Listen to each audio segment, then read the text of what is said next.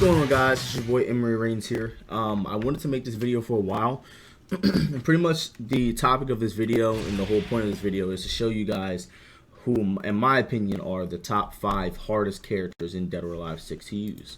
What I mean by the hardest characters, or I mean by the characters that require the most execution to be successful with. You know, obviously there's not everybody out there is going to be able to play with a character at a top level, and that's fine, but I'm talking about things that you're going to need to do with some of these characters at a top level in order to be successful with them. With this list, it was a little hard to pick this list because, you know, DOA doesn't really have a very high set of characters that require a high amount of execution. However, there are 5 characters in this game that I do feel like are very difficult to get the ball rolling with, and then also they have a high execution barrier. I think that some characters are easier to use than others, obviously, and I don't feel like DOA is a very big execution heavy game. But then again, I do think that there are some characters in this game that are very hard to get into. So there's only one character on this list that I don't absolutely know how to use at all, so I'm not going to bother picking them.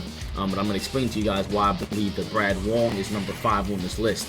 I don't think Brad Wong is a very execution-heavy character, but I do think that he's very hard to learn, especially to be able to use at anything higher than a mid-level. This character has so many moves, so many situational things you have to know how and when to use, and it's just very hard to get into this character. He's got a bunch of feints, he's got a bunch of different things in his laydown stance, he's got a handstand stance, and you don't really see this character a lot, which is obviously, you know, not because he's not a sick character, because he is, but he's not very easy character to use. He's very hard to use.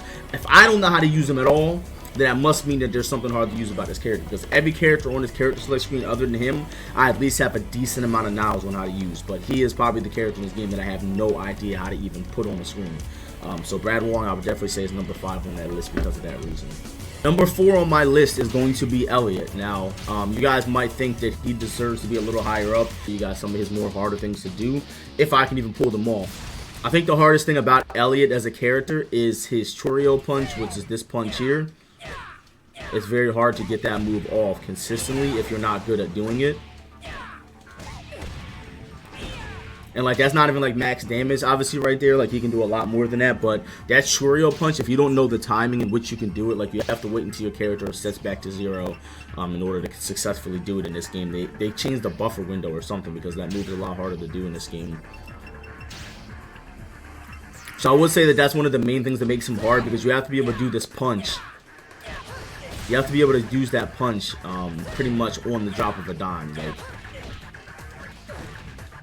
and again, you know, he has Genfu stance, so you have to be able to go into some of his, you have to be able to go into Genfu stance for some stuff too. So, you know, him having the access to the bear stance, you know, it's pretty crazy, because that also adds to his combo potential.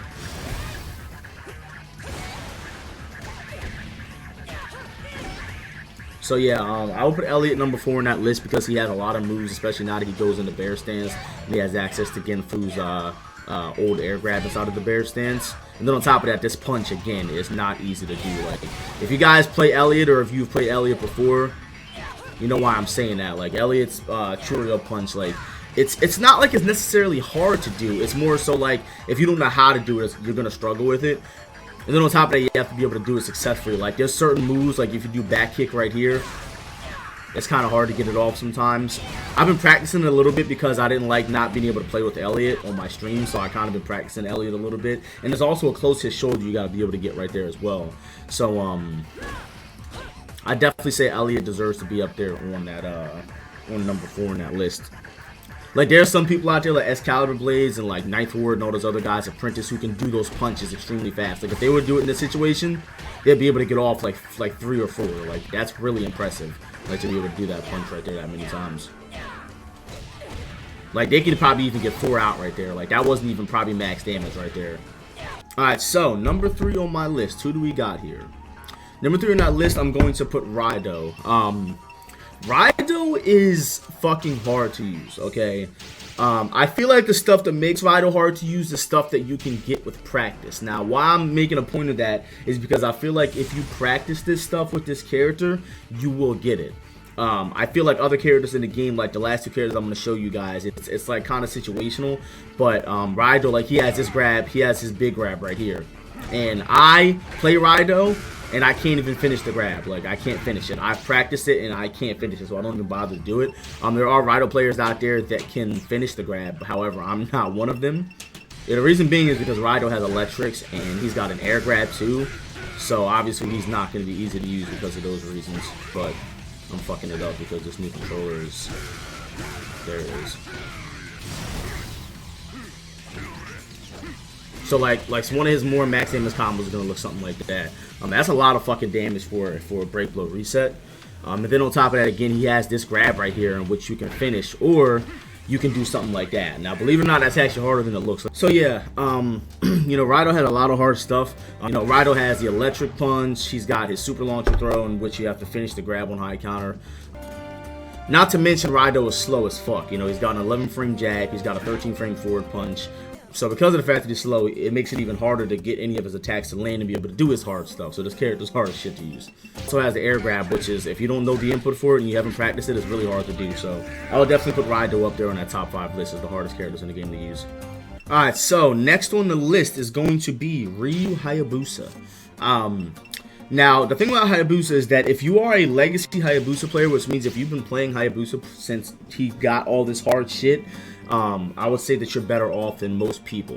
But Hayabusa is a very, very, very hard character to master. He's not a hard character to learn in a sense of, you know, not being able to do his max damage stuff and what you really need to do with this character. What I mean by max damage is, if you're not able to pull off advanced Azuna drop pulls on reaction, and you're not able to get them 100% of the time, then you are not playing Hayabusa correctly. A lot of people ask me, yo, Emery, why don't you play Hayabusa more? And it's because, I mean, I know that I can get a couple wins with him, but Hayabusa, I'm not playing him the correct way, and there's only so many people in the community that do so. I want to go out on a limb and say that there's only 2 Hayabusa players in the entire world that are able to do Hayabusa's max damage stuff. It's fucking hard, man. So, again, he's got advanced holds. I'll show you guys if I can even pull them off because I'm so bad. But let me put it on action, strike, mid punch. So you got to be able to do his advanced mid punch holds on reaction, which you can see that I didn't get it on my first try. And that's not high counter, that's on normal. So I need that shit on high counter. Look at that. That's 140 damage on a high counter mid punch hold. Look how much fucking damage that is. That is absurd, bro. Like, a good Hayabusa player is going to react to whether he got it on high counter or not. If it's not on high counter, then you want to go for a combo. You know what I mean? You have to be able to react to whether it's on high counter, whether it's on counter, whether, you know, whether it be like, okay. Another thing you have to react to is, you know, okay, well, it's on high counter, but I need to kill him, so I'm going to go for the bound this time instead. You know what I'm saying? So like Hayabusa, his advanced holds are hard. Not only does he have an advanced mid-punch hold, he's got an advanced low and a high punch hold as well. And then also, he's got this weird-ass Azuna drop input in his stance. He's got this weird-ass Azuna drop input in his stance, which you can see is easy to fuck up. So, those are the things that are kind of hard about him. And it's really, honestly, guys, it doesn't seem like a lot, but it's really mostly a lot of situational stuff. Like, it's like, you have to be able to be an expert with this character to make him work. Like, it's max damage holds, you got to be able to get those. You got to be able to navigate through his Nimpo stance. He's got a lot of options in his Nimpo stance, which you got to be able to pull off. You got to be able to pull off his environmental stuff. Like, Hayabusa is really good with the environment, right? But it's not easy to pull off his environmental stuff. You have to know what you're doing to be able to pull off that environmental stuff.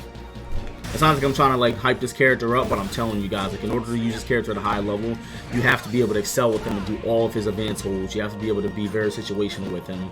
Now, Hayabusa has tools, don't get me wrong. The problem is, it's hard to get those tools to work at a high level. You know what I'm saying? Like, it's not easy for anyone to just pick up Hayabusa and just do well with him. You have to know what the fuck you're doing, and I think that's the thing that really makes this character stand out as one of the hardest characters in the game. So, now you guys are probably wondering who I believe is the hardest character in this game. And I believe wholeheartedly that Phase 4 is the hardest character to use in this game. Now, a lot of people might be saying, oh, I don't find her that hard, but the reason why, first of all, you have to be able to use Phase 4 2 different ways. You got to be able to use her online, and you got to be able to use her offline, because, you know, I talked to Quiggle, he's one of the better Phase 4 players in the community. You have to be able to get the timing down for both versions of this character. Like, you have to be able to play this character in offline mode and online mode, because think about it. If her teleport times are kind of like just frames, you have to be able to pull off those just frames online and offline. And if you think about it, the timings are completely different. So you might be able to do the combos offline, but where there's online delay, you got to be able to learn the character for online too. So every single time phase 4 hits you, you have to be able to hit the P plus K button in order to teleport. Now, I know that doesn't sound very hard, but I promise you guys it is. Now, granted, phase 4's execution is really hard to be able to master, but that doesn't mean that doesn't make this character a good character. I want to say phase 4 is definitely in the upper echelon in the game right now. I want to say she's like top tier, kind of like the bottom of top tier, maybe the top of A tier. And again, I'm going to be doing an updated tier list once Racial officially comes out. But again, I think that phase 4 requires a lot of execution to be able to use. Even though it seems like every phase 4 player plays the same and it feels like they're all doing the same shit, I promise you those phase 4 players must have practiced a lot with this character, because this bitch is not easy to use. Guys, those are the characters that I believe are the top 5 hardest characters to use in Dead or Alive. If you guys enjoyed this video, please be sure to leave a like, a comment, and subscribe. Be sure to leave your comments in the comment section. A lot of people might agree, a lot of people might disagree, but however, I do believe those are the 5 hardest characters in the game to use.